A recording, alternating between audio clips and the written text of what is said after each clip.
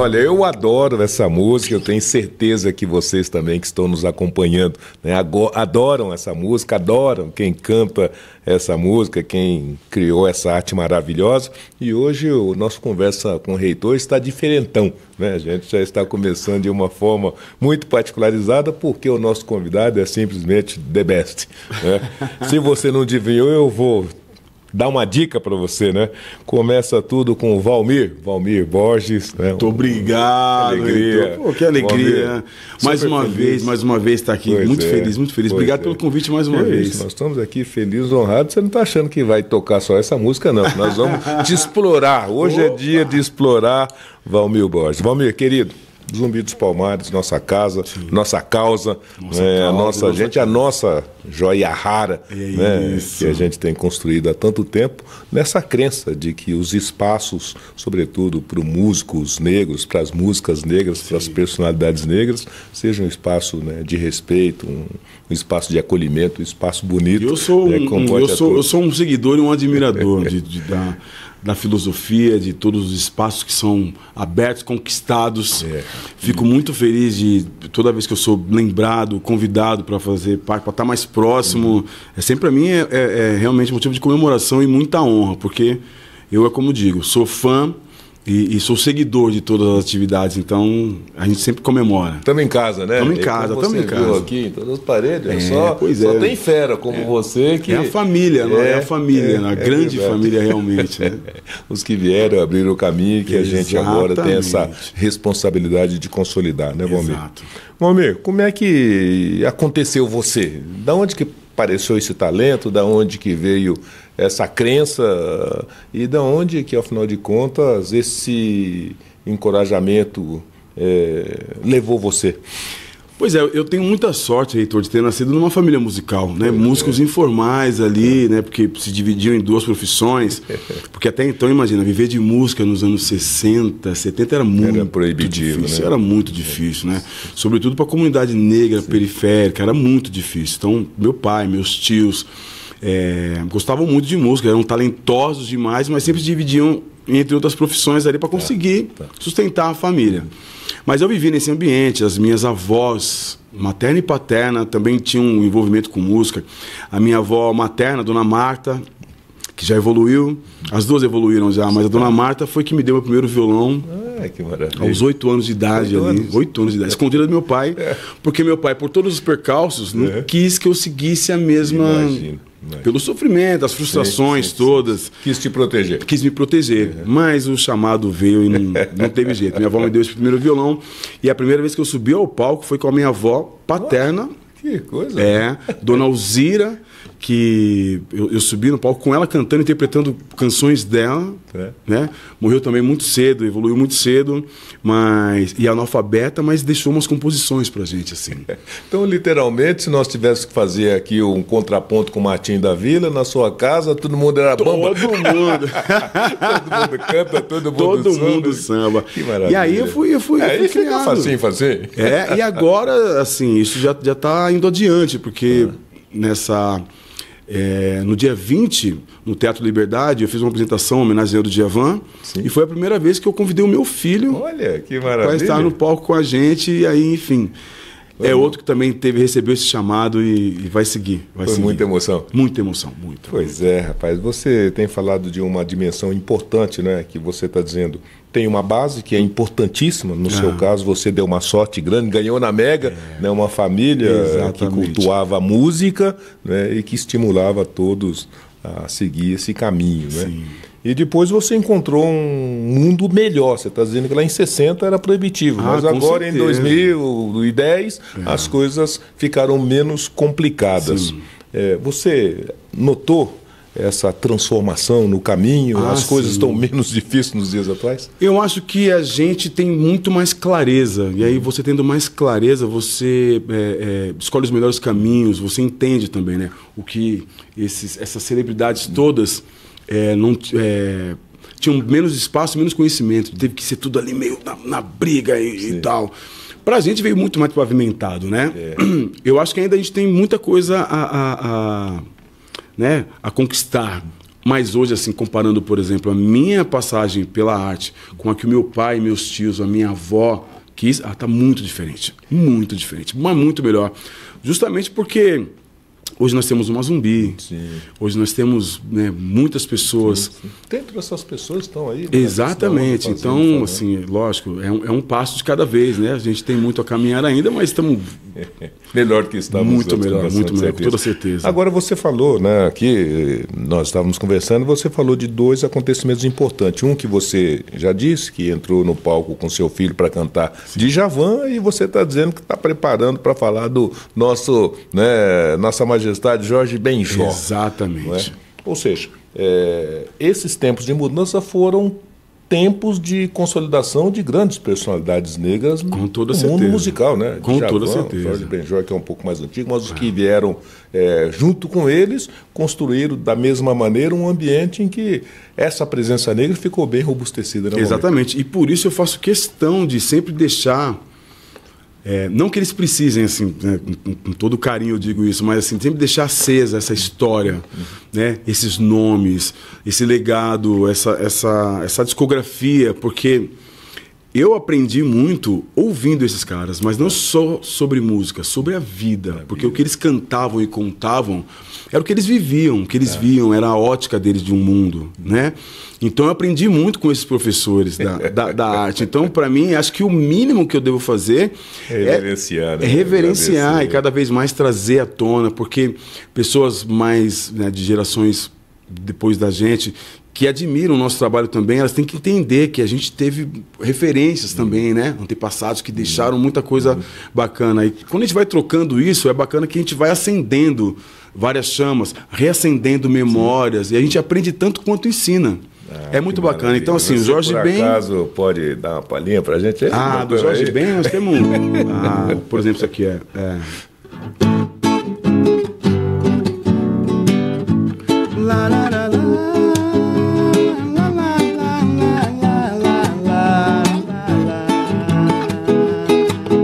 Essa faz parte. A minha teimosia pra te conquistar. Eu vou vencer pelo cansaço até você gostar de mim, mulher. Temos muitas. Olha, então aqui... Convidadíssimo, por favor, para a próxima edição. Pode pôr meu nome dessa, me inclua dentro dessa. Eu estou pensando, quem está nos assistindo, que deve estar morrendo de inveja de mim, porque hoje eu estou aqui, né, com o Valmir Borges ao vivo e podendo ouvi-lo cantar, né, e tocar esse violão maravilhoso. Agora, Valmir, e pegando até o gancho aí no Jorge Benjor, né, o Jorge Benjor de uma geração que preparou esse caminho. Sim. E o Jorge Benjor permanece, né? Os shows deles continuam lotados. E você vem na esteira de um momento em que a tecnologia também é uma dimensão importante. Né? No tempo de Jorge Benjor não tinha essa, tinha outras, mas não essa tecnologia. Né? E você vem para um momento em que a tecnologia é uma dimensão importante para todos aqueles que querem fazer um bom aproveitamento. Sim. A tecnologia tem sido importante na sua música, tem lhe auxiliado, tem sido uma parceira significativa? Não, com toda certeza. Eu acho que esse tipo de tecnologia que a gente tem hoje, que são, né, os streams, né, e as redes sociais todas, eu acho que tornou a arte muito mais democrática. Né? Porque no tempo do Jorge Ben, por exemplo, quando ele apareceu ali no meio, entre a bossa nova, né, surgindo aquela coisa, que tinha um tipo de olhar para esse tipo de música.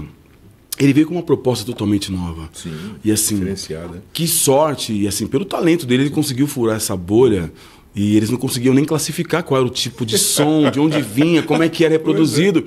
Por isso o nome do disco, né? Samba Esquema Novo, porque não era um samba de morro, mas também não era bossa. Então, mas assim, não tivemos muitos Jorge Bens com essa sorte, né?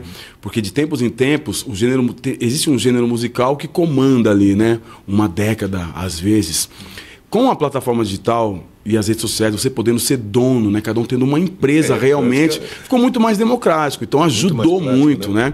Hoje eu vejo o meu filho, que eu digo que estreou no palco comigo, mas dentro de casa, ele já é esse cara do stream. Já é o cara que faz as coisas dele, já sobe nas plataformas. Então, assim, o que não aconteceria há décadas atrás, né? Precisaria de uma gravadora, de tudo acontecendo. O caminho era mais longo, né? Era mais difícil. Hoje ficou muito mais democrático, muito mais rápido. Concorrência também, né? Porque trouxe todo mais mundo pode mandar sua empresa, todo mundo pode... Exatamente. Né? Mas isso é bom também. Eu acho bom porque isso tira você sempre da zona de conforto. Você sempre pensa assim, cara, eu preciso ter alguma coisa que chame a atenção. Porque no meio de tudo isso, quando existiam as gravadoras, a gente só dependia daquilo, tinha um filtro maior. Hoje não, hoje tem muito mais cor, a gama é muito maior. Então você, para se destacar ali, você tem que realmente repensar, voltar, refazer, falar, bom, é mais bacana. Agora, de toda maneira, você ainda tem a seu favor o fato de que você é um instrumentista, você é um diretor, mas você é, sobretudo, um compositor. Sim. O compositor também ficou mais enriquecido com esses ferramentais novos e também com essa democratização dos espaços para apresentar seu trabalho. Você tem realmente muito mais espaço para mostrar. Agora, um lance que a gente ainda está se adaptando, Heitor, é sobre monetização, né? Sobre distribuição. Ainda é uma coisa que a gente está engatinhando.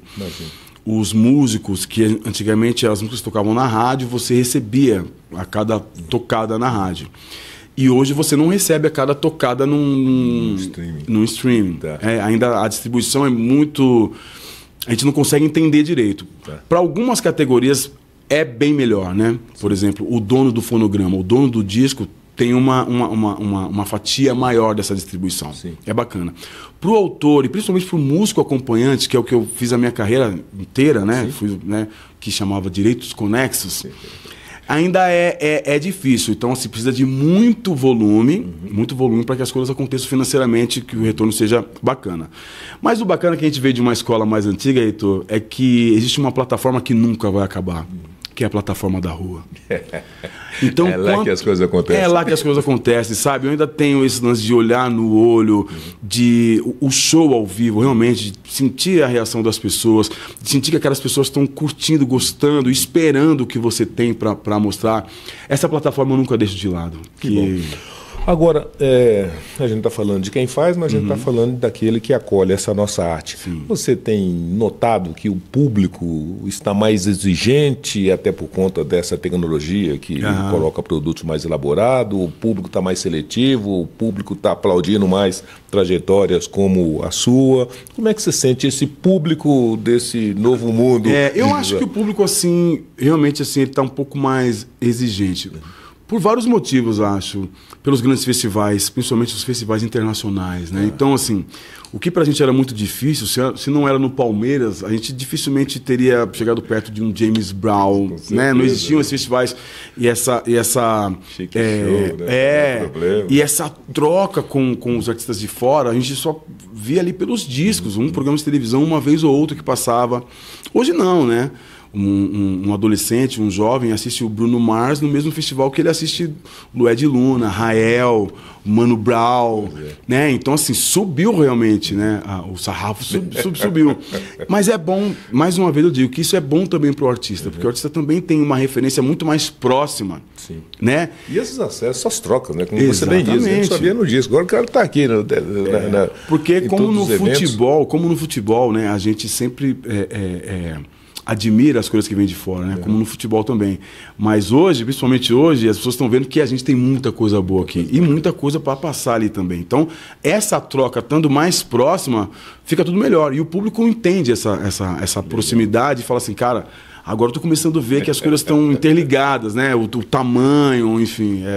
Eu acho que o público está mais exigente, mas também está mais feliz com os resultados que a gente está entregando. Que legal. Agora, ô Valmir, de toda maneira, você está num recorte musical que tradicionalmente o compositor, mas o cantor negro não se apresentou com muita amplitude, né?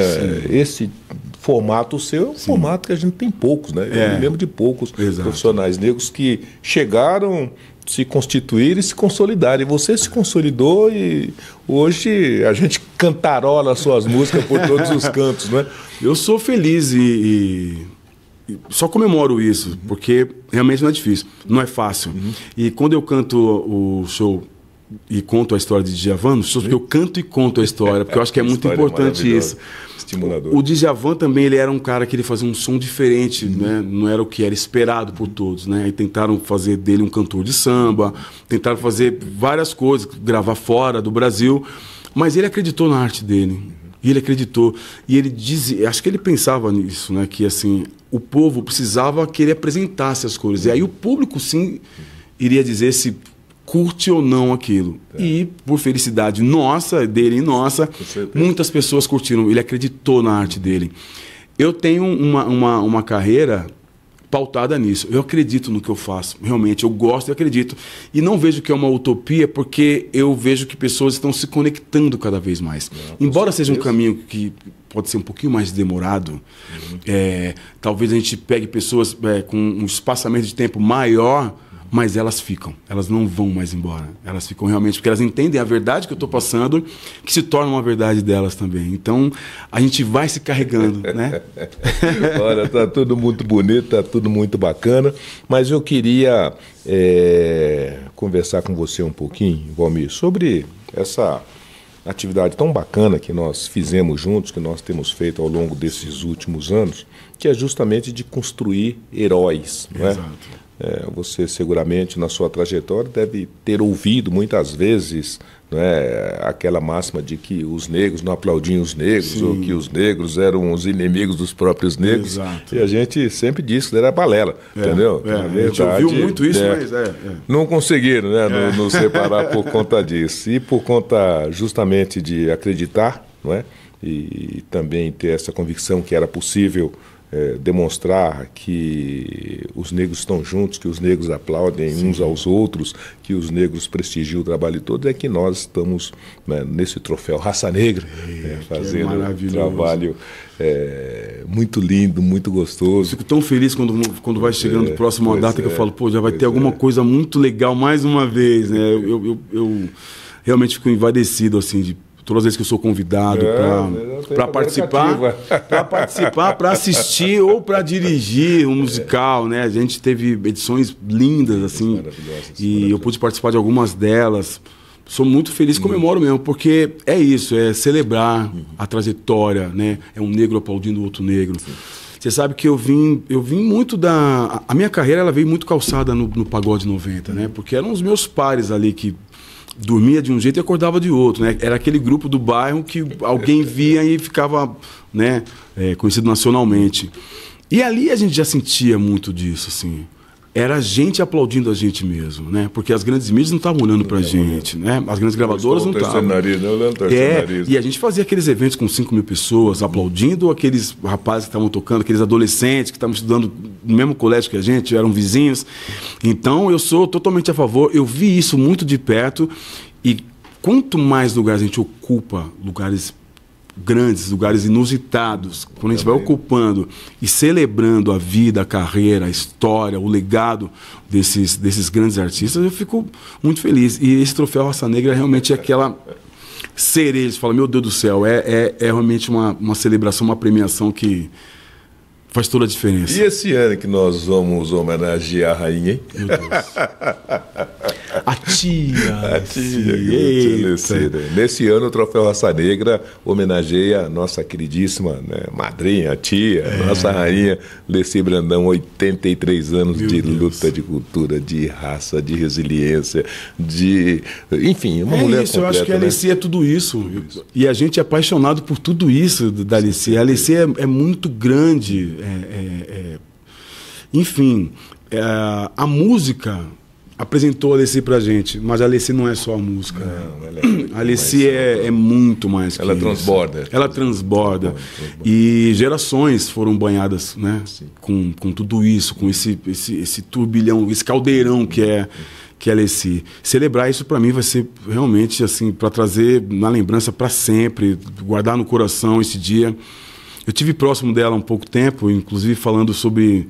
Lembrando histórias, porque a gente... Perto da Leci, você como músico, como um artista, como um espectador, de qualquer maneira que você estiver próximo da Leci, você volta para casa outra pessoa. Seguramente. A Leci... Volta transformado, né? Volta transformado. Ela tem... realmente uma força, assim, representatividade múltipla, assim, né? Várias esferas, ela está ali representando. Então, vai ser lindo, né? Vai ser lindo. Vamos convidar todo mundo, fiquem atentos, porque vai ser bonito. A gente vai fazer uma homenagem, vai fazer uma reverência muito bonita para essa dama, né, da música brasileira, essa mulher fantástica e fabulosa, que abriu os caminhos, né? Merecedora totalmente, né? E lógico que ela precisa ser homenageada por todos, mas que bom que nós negros vamos que maravilha, aplaudir essa mulher, né, de black tie. Né? Eu já festejei, quando falaram, pô, vai ser nesse, eu já saí festejando. Falei, meu Deus, que maravilha.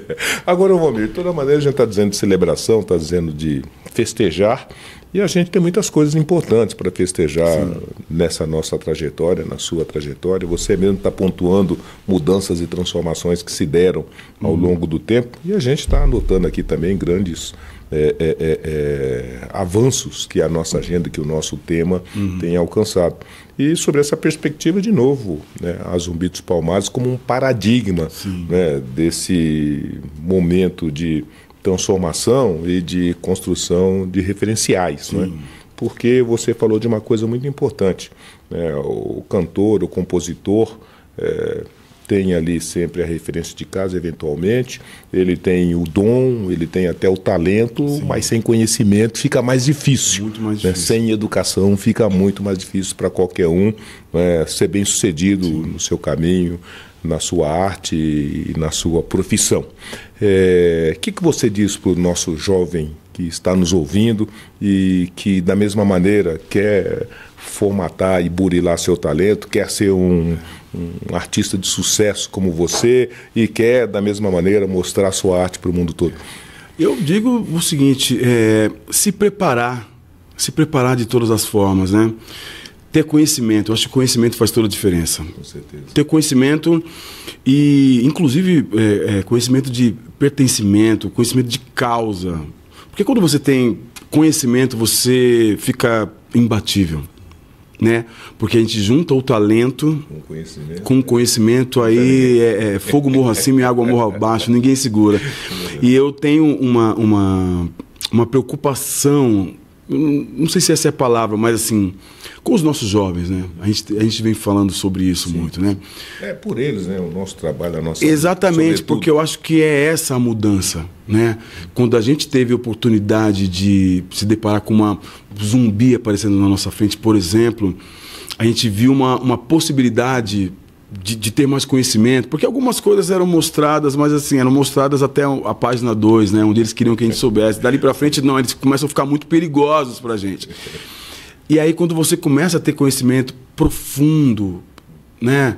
Aí de pertencimento, entendimento, conhecimento de causa, aí você fica muito, muito mais preparado. E eu fico emocionado porque eu acho que, cuidando da juventude, a gente cuida... E a gente realmente sacramenta tudo que essas pessoas vieram pavimentando, sabe? Assim, a gente sacramenta porque a gente faz uma sociedade realmente fortalecida, conhecedora e pronta. Consciente, né? Consciente, né? Eu acho que, se eu puder dar um conselho, é isso, assim, se preparar, ter conhecimento, porque com conhecimento não tem nada que se derrube. A gente fica imbatível, né? Exatamente. Agora você falou de conhecimento, você falou de educação, você falou de talento, você falou de dom, mas você não falou de uma coisa que você, né, desenvolve com muita propriedade, com muita emoção no seu trabalho, na sua música, que é o amor. Não é? Essa música não tem como não ficar apaixonado. Essa música é para pegar, né? Juntar aqui debaixo do braço. O amor continua sendo ainda, talvez, a parte mais destacada de nós, seres humanos. Com toda certeza. Né? E, sobretudo, que também pode constituir uma ferramenta muito importante para os jovens. Né? O amor e a juventude fazem mudanças extraordinárias. O amor continua falando muito intensamente na sua música? Totalmente, totalmente. O amor... dos mais diversos tipos de manifestação, né? O amor à família, né? O lance afetivo, o amor pela profissão, o amor pelo planeta. Sobretudo. O amor pelas causas, né? Pelas minorias. Enfim, o amor juntando essa fogueira, amor, e esses vários amores que a gente vem buscando, eu acho que é o traço da minha carreira. É o traço, assim. Quando o amor que eu sinto pela minha plateia. E eu sempre costumo dizer nas minhas redes sociais que eu não tenho seguidores. Eu tenho amigos torcedores ali, que é uma rede de amor. Sim, também, né? Essa troca que muitas vezes a gente que trabalha ou militando, né? Ou em busca de uma causa, ou até na arte mesmo, a gente às vezes volta para casa não tão fortalecido, porque existem percalços no meio do caminho, né? As coisas acontecem. Mas aí quando você recebe esse amor dessa plateia, desses torcedores, desses amigos, da família, dos filhos, né? Eu acho que é o amor que conduz tudo, né? O amor conduz tudo, inclusive a você ter respeito, né? A você realmente celebrar a vida do outro, o sucesso do outro, a vitória do outro. O amor faz parte de tudo que eu ponho a mão. Se não for com amor, não vale a pena. Não vale a pena. Então, para a gente encerrar, né, eu quero que você fale um pouco do amor, né, para que a gente possa ouvir. Vamos lá, aqui.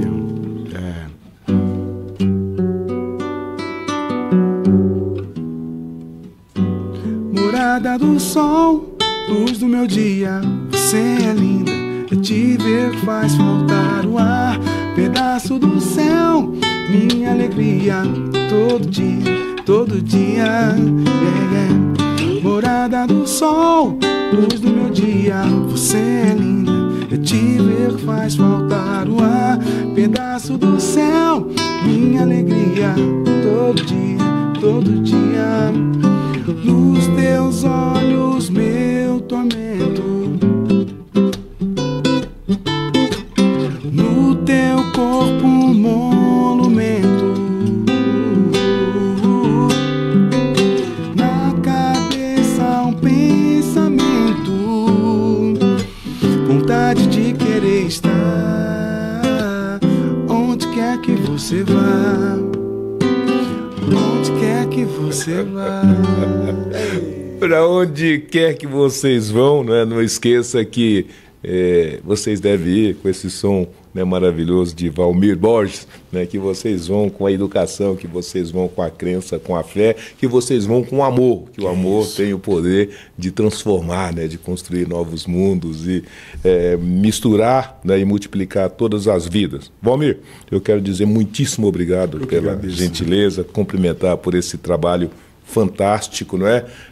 Dizer da nossa gratidão por tudo que você tem disponibilizado para nós, que gostamos da música, do amor, né, da arte brasileira, e dizer que a nossa instituição lhe agradece todos os dias por essa dedicação, por esse carinho e por essa compreensão que a gente precisa de talento, precisa de dom, mas a gente precisa também de instituições. Exatamente. Né, porque são elas que, ao final, acabam nos dando sustentação. Não, e eu agradeço, como sempre, o convite, estar próximo de vocês, poder aprender um pouco cada dia mais com vocês também, para mim é realmente motivo de celebração, comemoração.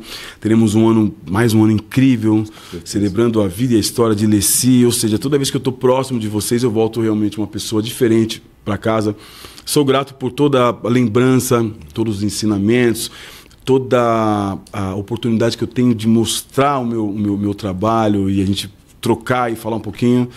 Agradecimento sempre. Espero que a gente não fique tanto tempo mais sem se encontrar. Não,